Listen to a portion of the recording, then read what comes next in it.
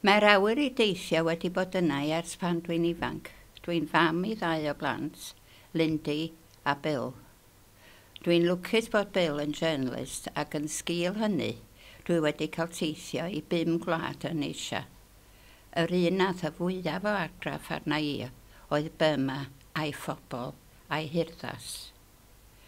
Mae'n rhaid cofio fod yr rhan fwyaf o bobl Asia'n Buddhist ac yn credu mewn reincarnation. Os dyn nhw'n byw yn dda, fe ddo'n nhw'n ôl fel dyn neu ddynas cyfoethog, ac os dyn nhw'n byw yn wael, me ddo'n nhw'n ôl fel ci neu cocrachan. Mae pobl yn chwilio am ffyrdd i gael merits, a sioe bach di hwn i gael merits. Ond swn i roi mwy o ferits i'r hogyn yma sydd wedi gario bwcedi o ddŵr gyda tua 1/2 milltir yn y gwres mwyn golchi'r bydda.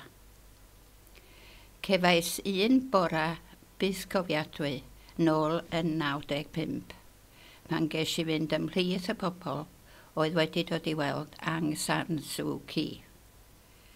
Tydi sefyllfa Burma ddim yn anhebyg i Zimbabwe rwan, ac mae Suu Kyi mewn ffordd wedi cael ei trapio mewn sefyllfa mwyn ei gwlad.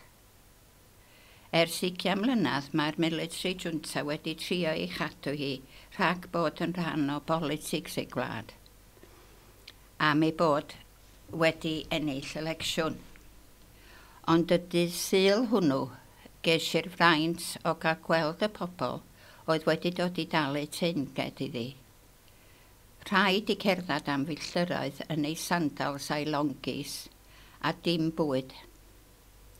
Roedden nhw'n yno ers tua 4 awr o flaen llaw ac yn sefyll neu'n eista yn y lotus position mewn tawelwch llwyr.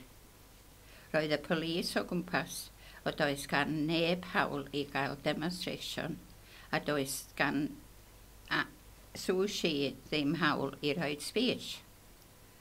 Ond mae ffordd i gael wili wely.